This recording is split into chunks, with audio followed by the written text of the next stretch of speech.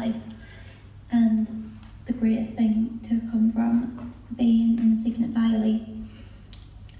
I'd been in there for about a year when I first started blogging, and I'd had a really productive one-to-one session with my key nurse. Shout out to Debbie. And I went back to my room, and for some reason I just had the urge to write about it on the laptop, and I can't really explain it any more than that. But I guess sometimes the greatest things you do don't have an explanation and they just happen. And it's crazy to think how far it's come since that day in that bedroom in Cygnet at the bottom of the corridor.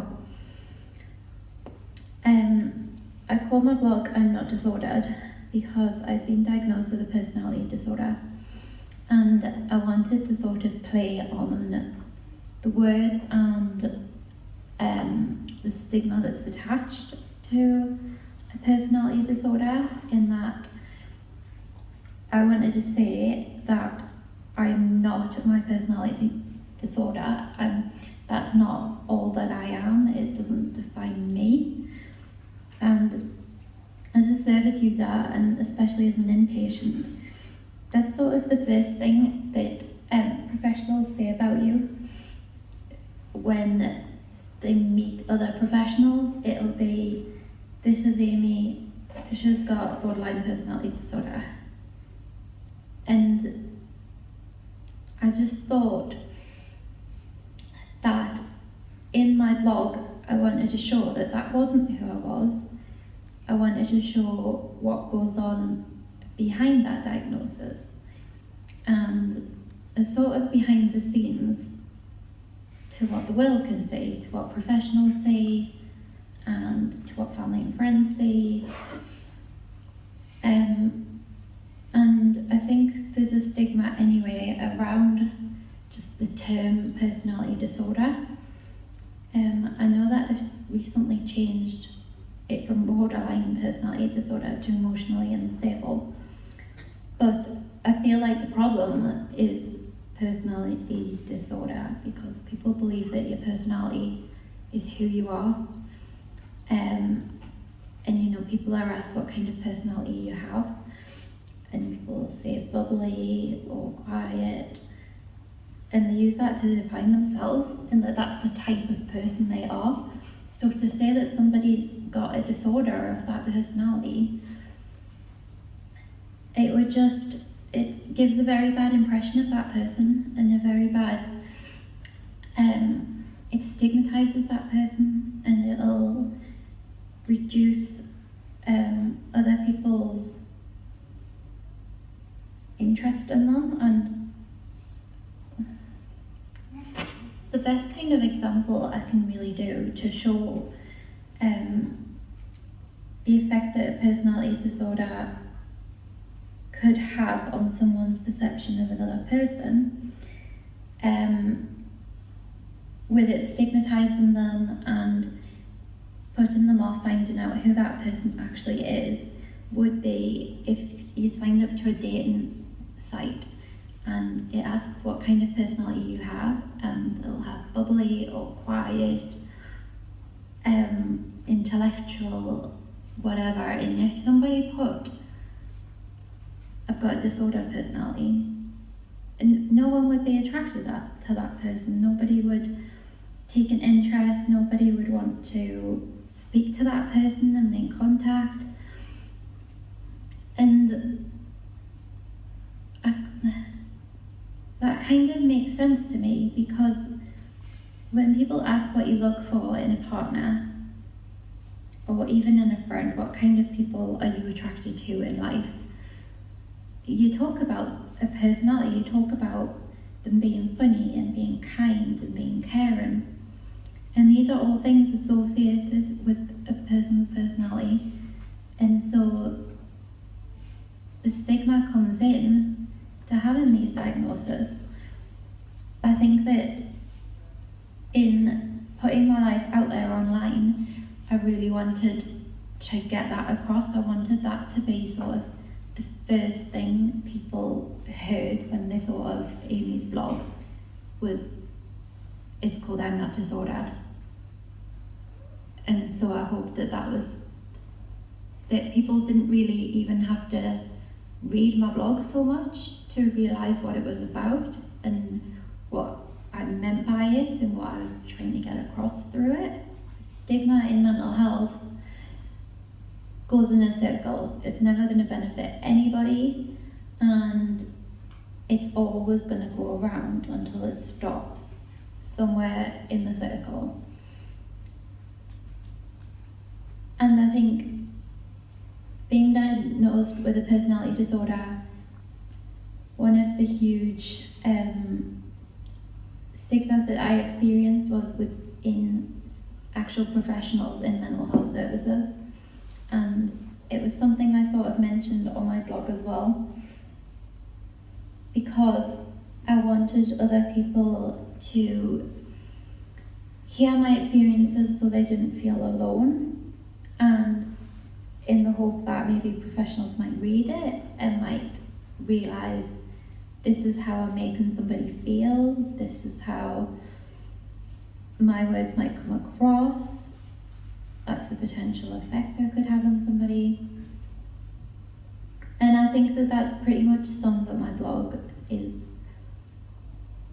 to write about my experiences in the hope that somebody will feel less alone, will feel more confident to get help, and that professionals will have a better idea of the effects it can have on service users, and also the general public and wider community can see the effects that mental health stigma and judgments could have on somebody. And I think that through technology and digital communication, these are our best resources right now for battling mental health stigma, because this is the way we can reach out to the rest of the world and not just keep it in your little community and within your family and friends. And whilst it's good to know that you've changed one person's views on mental health, it's an incredible feeling to know that, I mean, right now as I speak, I've changed 220,000 people's views because they've read my blog, they've read my little part of the internet. And if everybody could find that confidence and that courage, would go a long way in battling mental health stigma. And I think that those who held that stigma would find themselves massively outnumbered against those who have the courage to speak up.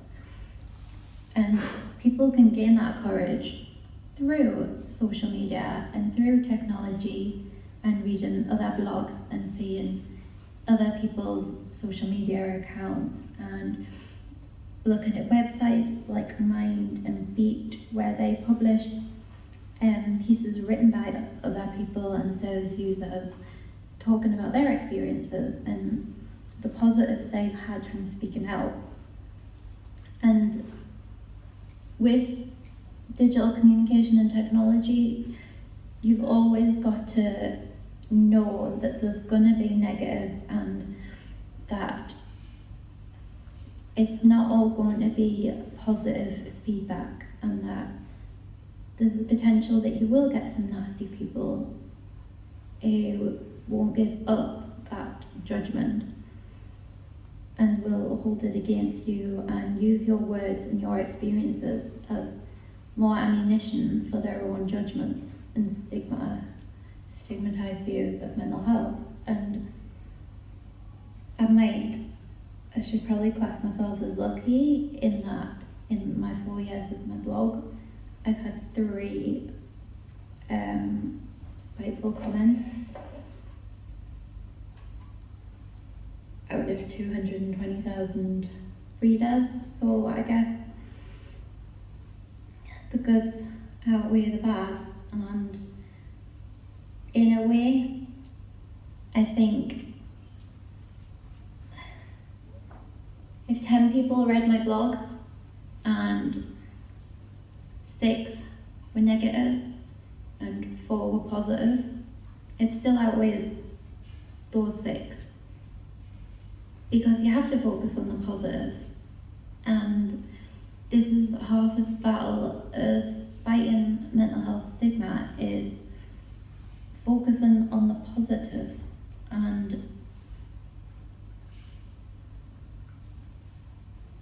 talking about the importance of fighting for your rights, fighting not to be judged, and fighting to be seen as a human, no matter how scary your mind may seem to yourself or to others. You're still a human being, and you still have the rights, and you still have the rights that everybody else has. If you broke your leg, you wouldn't hesitate in posting it on your social media that you've broken your leg and you're sat in A&E. So why should people hesitate to say that they self-harmed and are sat in A&E? Why should that be any different? It's all part of your body. We're all human, and we all have these parts of our bodies, and we all have the potential for these things to happen. We all have the potential to break our legs. We all have the potential to have a mental health crisis or to self-harm. It's always there. And 3 in 4 people will experience mental health difficulties in their lifetime.